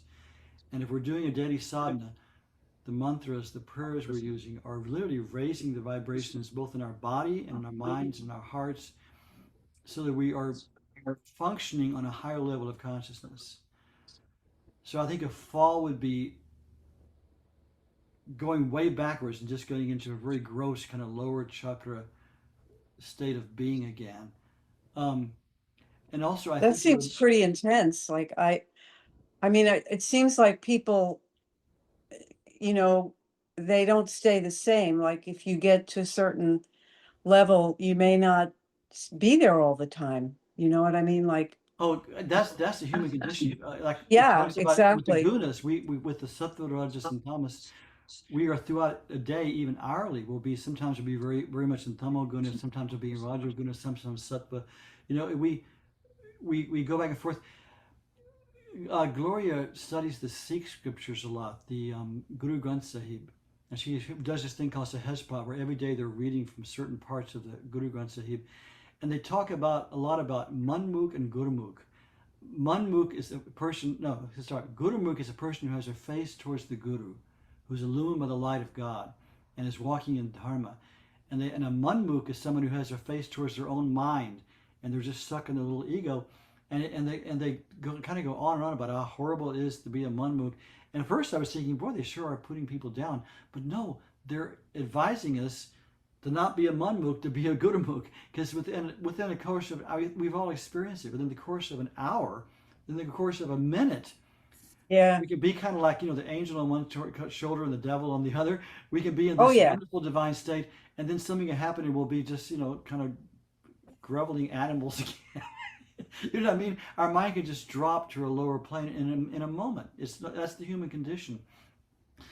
But so again, we're thinking through this question together. We're trying to find an answer together.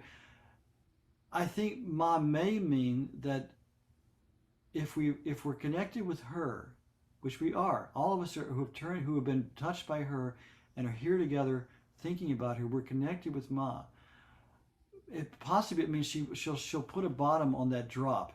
She won't let us drop below a certain level. She's going to keep raising us up. I think it's a confirmation and an affirmation on her part that she's going to keep raising us up through this life and life after life, if need be, till we reach the goal. We won't ever drop further back, because it is possible. People who aren't familiar with the concept of reincarnation always say, oh, does that mean you're going to be a fish in your next life and a bear in your next life? No, it's evolutionary process where we've risen through so many forms to come to the human condition, and it's very rare you drop back into animal form, but it is possible. People who live like animals, people who are just like serial killers, murderers, who are vicious, they can lose the great opportunity of being a human and can go back and be like a tiger or a shark or something. Well, that's what I always thought. So that's why that particular thing that she said, it confuses me. I think it depends on what you choose to cultivate in yourself. What you Yeah. feed is what, eventually will occur in your behavior and so forth. So it's a big responsibility, but to say that if you've been with me or if you physically have been with this body that you will never fall. I mean, it takes work on yourself to It's a blank also, check. right? Like, yeah, it's a blank check, like you're saying, yeah. Yeah. Yeah, it's a very brave statement that Ma's made, and it shows her Yeah. power that she can say that we won't fall. It doesn't mean okay. So I heard one Swami once say, "Oh, those who are initiated by Ma, they can just sit on the train and relax. They've gotten there already." I don't believe that. I No. believe that there is a part that is required of us, of our effort. And God will never force himself on us. Ma will never force herself on us. We have to be really prepared. It all comes by grace. It all comes by her grace. But there's a part we have to play, and we will never be exempted from that. So, but I think it gives us confidence. We know that we're in Ma's care. We're in Ma's hands. We can we don't have to worry in that sense. And Ma said this. He said, "I'm with you. Why do you worry?" I think it should put our mind at ease. It shouldn't excuse us from trying and struggling and making the right choices. But it can put our mind and our heart at ease that Ma is with us and there with us, and she will protect us, and we won't fall. We won't go backwards, hopefully, any further than necessary to learn something. Sometimes we drop in consciousness just to realize, ooh, this is not a good place to be. Let's not do this. It's one of those tough lessons we learn just by doing it. But Ma can say that we won't fall if we're with her. So And what does fall mean? Like yeah, like what does what fall mean? what So can I? Yeah. So, among Bhagwan's devotees, that, there's the expression that you're caught as a kitten in the tiger's mouth. You're familiar with that, right? I mean, I'm sure it Yeah, he applies said to those other who traditions approach as well. those who approach the Guru are like prey in the tiger's mouth. It will never Yeah, escape. yeah, The ego is yeah, caught, and yeah. it'll take a time to die finally, but it's caught in the tiger's. I think that's Janet off camera, isn't it? Yeah, Right? yeah. That's a good reference, because it is true. Like Bhagavan said, once you come to the Satguru, he grabs the ego like the tiger catching his prey. You don't have a chance of escaping, but there's definitely a period of a lot of squirming, and screaming and crying, which is You're what we're all still a going through. you're still a kitten. You're still a kitten. You're still, I think like you're mixing two metaphors. You're mixing two stories. One was the prey caught in the tiger's mouth, which is kind of a vicious metaphor, but it's there. The other is Sri Ramakrishna's thing, where he said, "Don't be like the monkey that holds on to its mother and goes may back. fall, Yeah, but be like the yeah. kitten.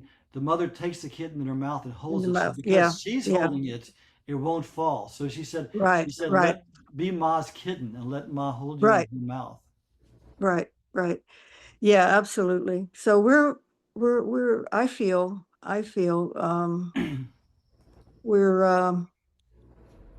we're vouchsafed. What's that word? That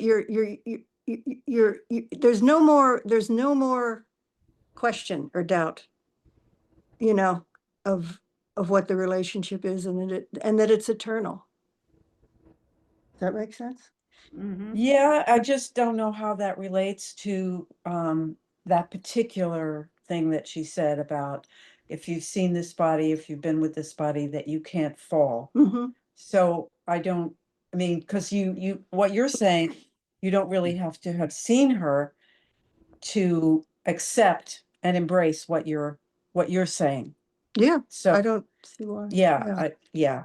Anyway, I guess I'll never know, but yeah, Well, no, we whatever. will know. We'll know eventually, just by own experience. Just keep. If Ma said, by asking a question more and more fervently, you get the answer. Someone once asked her, it goes better in Hindi. Someone once asked her, how will we meet God? And so the question was, Ma, hum Bhagavan se kaise milenge? And the way my answer, she was short repeating, she said, kaise milenge means how will we meet? She said, kaise milenge? Kaise milenge? Kaise milenge? Kaise milenge? She said, esse milenge. Like that you will meet. In other words, when your question becomes fervent, then you get the answer. Well, I know after, like, when I went home from India one time, I don't remember which visit it was, but I was I had a dream. I was in a hotel room, I guess. I was gonna leave the next day. And I had this dream that still stayed with me. And in this dream, I was in like a chariot, and the chariot had no driver. And it was like it was going haywire and wild, and it was just plunging. And I woke up with tremendous fear, but also with the dedication that if I wasn't connected or dedicated or practicing what Ma gave me, I would be on this no holds bar, downward, crazy, wild ride on this chariot with no driver. Yeah. Well, that's the beautiful. Yeah, that's very true. But Yeah. but also the the comfort is Ma did say that, so that chariot is not going to crash because she's going to catch it. Yeah. Yeah. Chaitanya just put something in the text. I can't read it. Can you read it, Pragya? Can you get to your computer to Yes, we've actually, and Steve Steve has Medeiros his hand has up too, also yeah. has something to comment on, but let's go back to the chat. So let's see.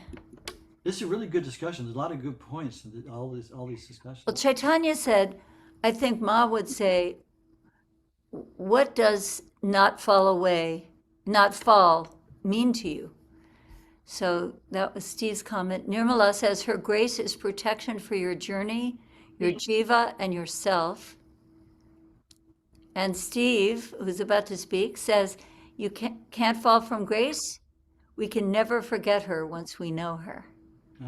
So people are really contemplating. Thank you, Arpita. I'm glad you brought this question up. Oh, It's sure, a very sure, good sure. question. We're kind of considering it together. Yeah. Steve, what's your input on this or anything? Just what do you have to say? Yeah, no, I'll be really quick because I'm cognizant of time as well too. But it was so nice. I have to say, Magalanand, I love that reading you were saying. I felt like I was there at Ma, meeting her through that whole process there. And if you could post where that book was, because you said it was online, I Yeah, think. that's a wonderful website by our friend in England, Christopher Pegler. It's anandamayi.org. And if you look there, it has all things about the ashrams. It has recordings. It has several online books, some of which are out of print. Which because Shraddha's book is out of print, you can download it there as a PDF.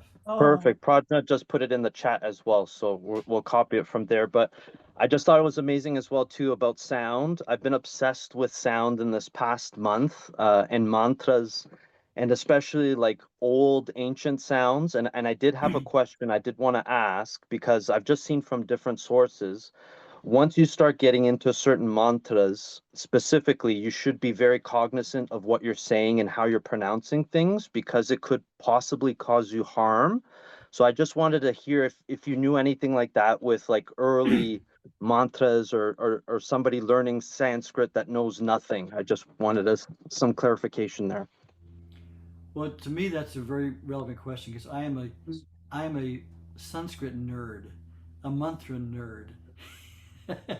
I teach conversational Hindi and Sanskrit, reading and writing Sanskrit to pronounce mantras. If contact me if you want to do that. Mantras have been the source of my sadhana through my whole life, and it is true. I can tell you through my own experience. The language of Sanskrit was formulated by the rishis to capture the sound of mantras. And it's very explicitly written, totally phonetically, to capture mantras. And mantras are, I can tell you this from my own experience, they're like tuning into a radio. Don't think of this digital radio. Remember the old radios where you had a dial and the sound, the band would be there, and you had to. And at first, you were tuning it, and it would be all static. Suddenly, you hit the band length just right, and it would be clear. And pronunciation of mantras is very much like that. I was initiated into Gayatri Mantra many years ago, and I've never missed a single day of doing it. And it's a very subtle pronunciation in that mantra that I keep saying. A person who reads it in English letters can never pronounce Gayatri Mantra totally correctly because most of the letters do not have English equivalents.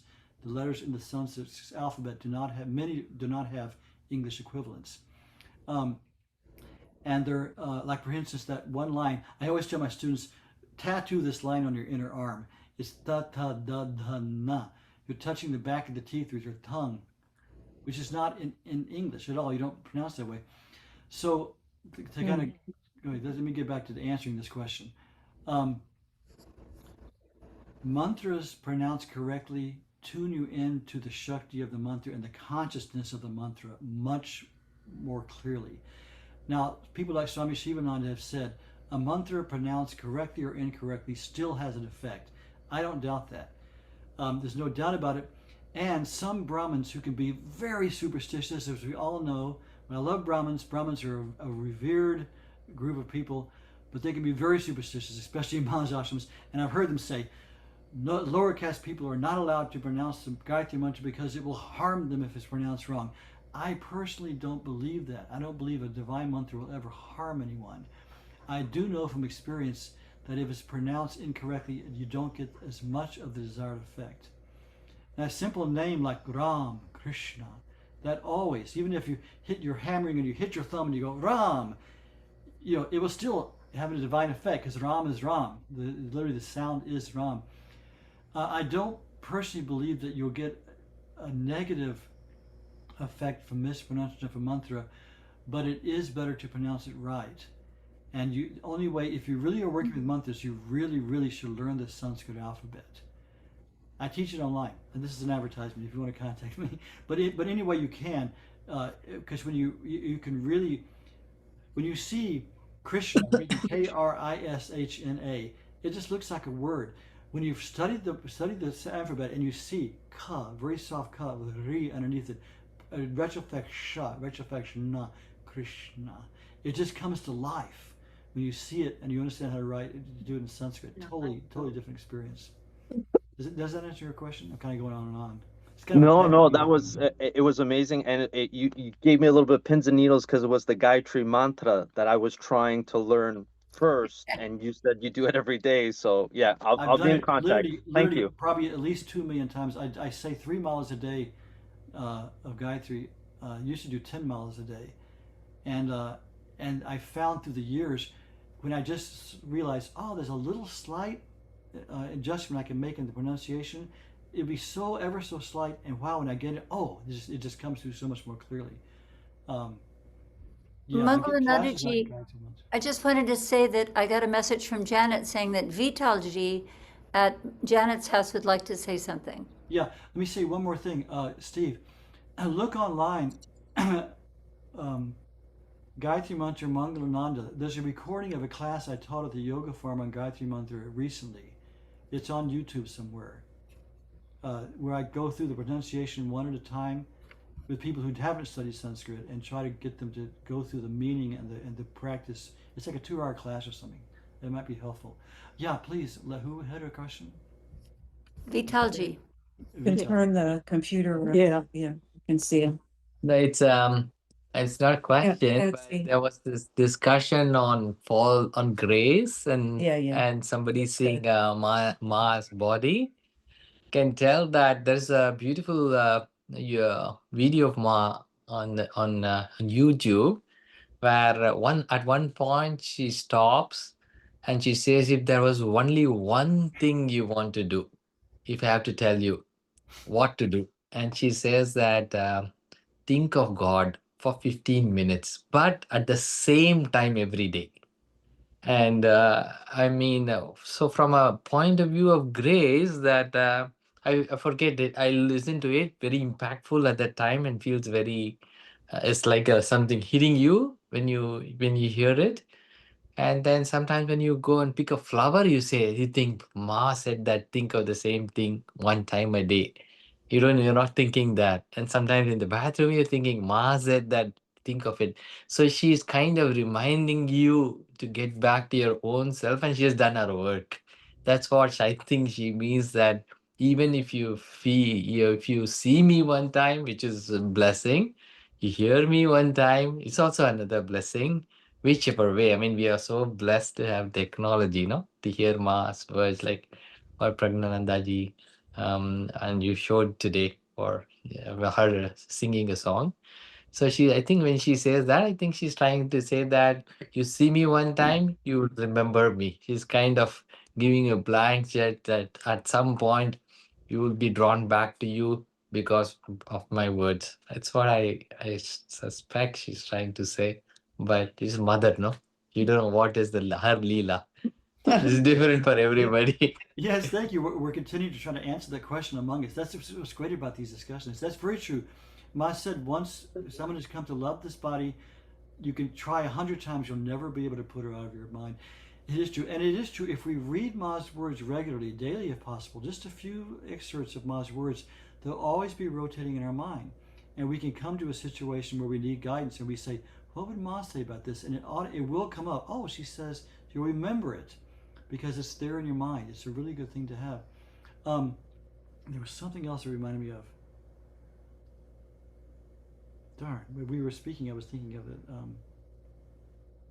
Anyway, okay, yeah. And something else I wanted to say about to Arpita, about Ma keeping us from falling. Um, the first place I met Ma was Vrindavan Ashram, and then later that's where I received Diksha also. And I spent a lot of time in there with Ma. And I hadn't been back there for a good 30 to 40 years, I think. When I was living in India.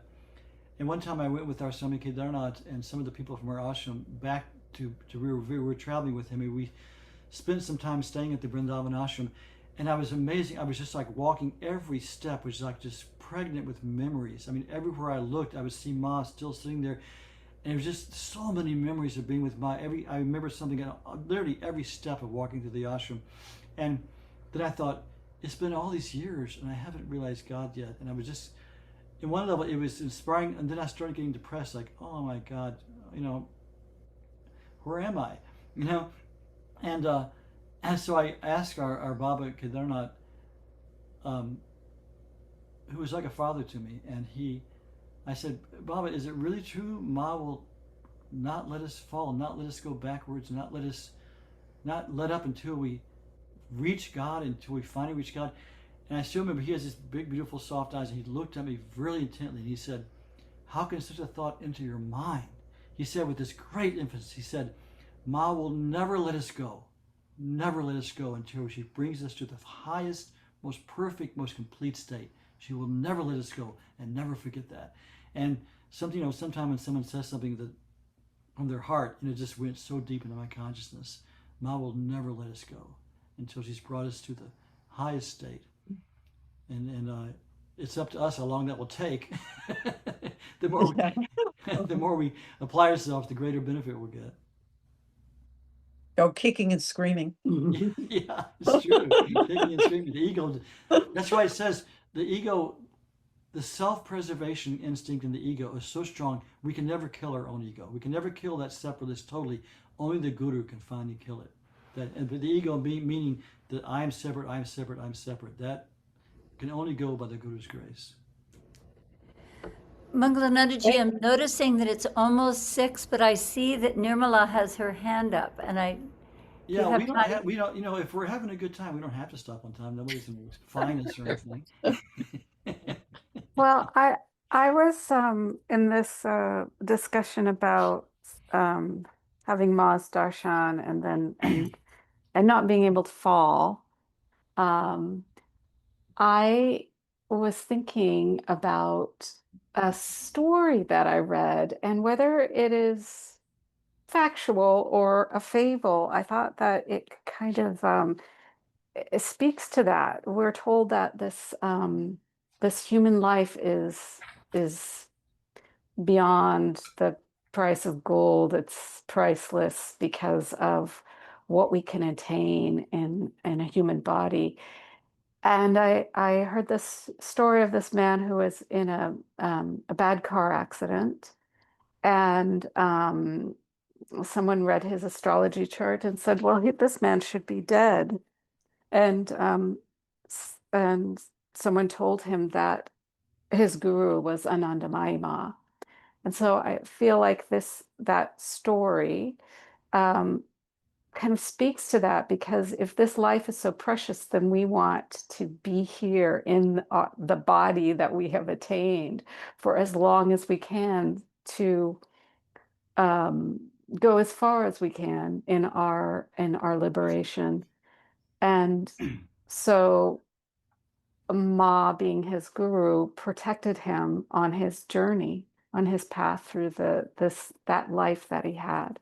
So again, whether it's a fable or it is factual, I think it kind of speaks to that in any situation, even if we lose ourselves, so lose it so much, and that we don't look like a spiritual being, that having connected with Ma, that she will, if she has to, grab us by the collar, the back of the collar, and pull us out of the situation. No, Nirmala, that's a very good contribution to this discussion about this question. That's very good. Yeah, that's not a fable. Mm. It's written. This man, his astrology, his Jyotish, which is the Vedic astrology, which is very precise and very sophisticated. It showed that he was supposed to die at this particular place, this particular time, and there was an accident. He had it, and later he went to an astrologer, and the person looked at it and said, "This person is dead." And then he thought, "Oh, his guru is Ma. Oh, of course, Ma can play with the stars." And so Ma literally kept him alive. Okay, I'll share a story I know also. When I was traveling from India, I was in Southern California on tour, doing concerts and classes to raise money for our school, to keep our school open.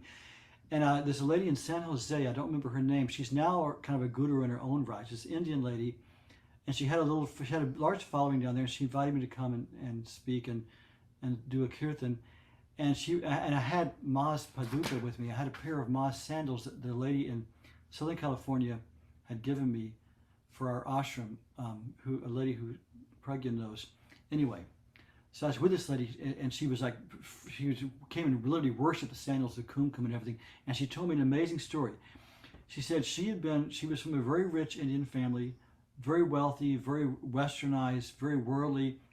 She grew up with everything she needed. She drove sports cars. She was, had boyfriends. She had a career in some kind of tech thing. She was, she was still in India. She was immersed in this. And one time she was driving, and she knew. I think I don't know if she'd met Ma or just heard of her. She was driving on a mountainous road at night, and she came with this thing to a big truck, and she meant to jam on the brake, and she said she jammed on the acceleration and just plowed into the truck and had this terrible accident. She woke up in a hospital with everything broken and then she was in this coma, and in the coma, Ma came to her, and I think she knew her at the time. I think she even introduced herself. She said, "You have to go back, and you have a second life. I'm going to go ahead and put it in this same body." And she sent her back into this body to live. She actually started her second life in this same body.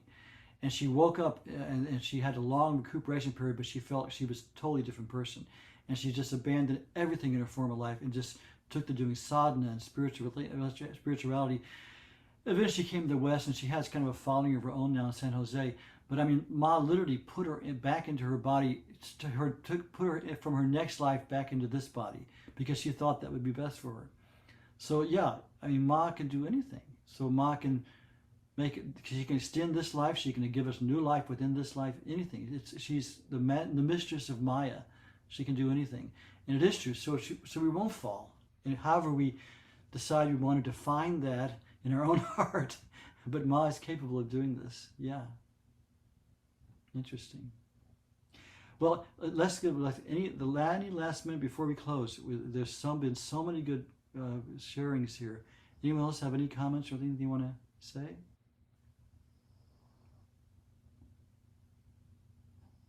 No. Well, let's end with the Shanti Pat, which we always end India with. Om Sarve Bhavantu Sukhinah Sarve Santu Niramaya Sarve Bhadrani Pashyantu Ma Kaschid Dukha Bhag Bhave. May all beings be happy. May all be free from suffering. May all look to the good of others. May all experience the unity of life. Om Asatoma Sadgamaya Tamasoma Jyotirgamaya Mrityurma Amritam Gamaya Aviravir Medhi. Lead us from the unreal to the real. Lead us from darkness to light. Lead us from death to immortality.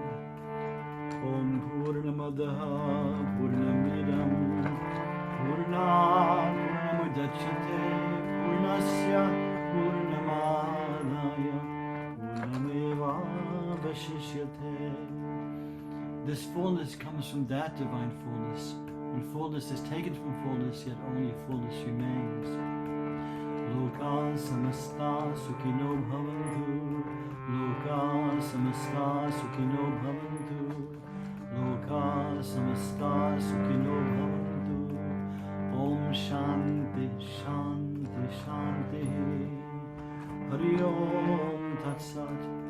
Om Bhavatapa Pranashanye Ananda Ghanamurtaye Jnana Bhakti Pradayanye Matastubhyam Namo Namaha.